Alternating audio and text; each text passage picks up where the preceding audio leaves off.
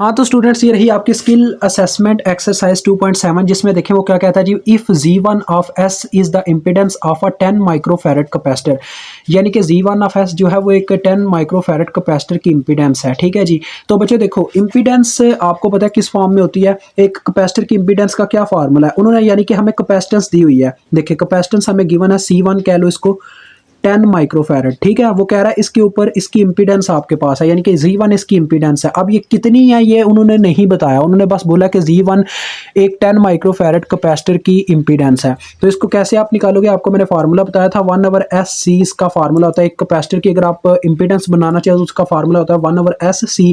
तो ये C1 हमने क्या दिया, तो 1/SC1 इसका फार्मूला होगा।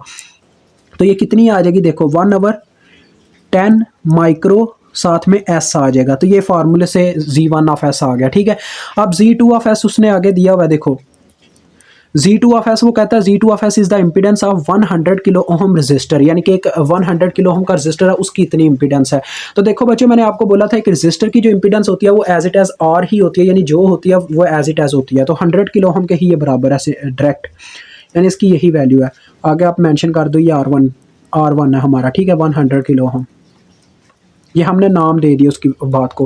अब वो कहता है कि फाइंड करें ट्रांसफर फंक्शन, यानी ट्रांसफर फंक्शन मीन ये वोल्टेज गेन कह रहा है। If these components are used with, यानी कि इन कंपोनेंट्स को इस्तेमाल किया जाए एक दफ़ा इन्वर्टिंग ऑपरेशनल एम्पलीफायर में और एक दफ़ा नॉन इन्वर्टिंग ऑपरेशनल एम्पलीफायर में। तो बच्चों मैंने ऑपरेशनल एम्पलीफायर्स के बारे में आपको प्रीवियस एग्जाम्पल्स में बता दिया था। इन्वर्टिंग ऑपरेशनल एम्पलीफायर जो होता है हमारे पास, उसकी जो V0 S/VI(S) यानी कि वोल्टेज गेन होती है, उसका फार्मूला होता है हमारे पास Z2 - Z2/Z1 ये होता है। तो इसमें आपने बस वैल्यूज पुट करनी है और कोई बात नहीं है, ऊपर दी गई है। तो चलो वो पुट करते हैं। Z2 की कितनी है जी, 100K, ये माइनस बाहरी अभी है। और Z1 की आपके पास कितनी है, 1/10 माइक्रो S।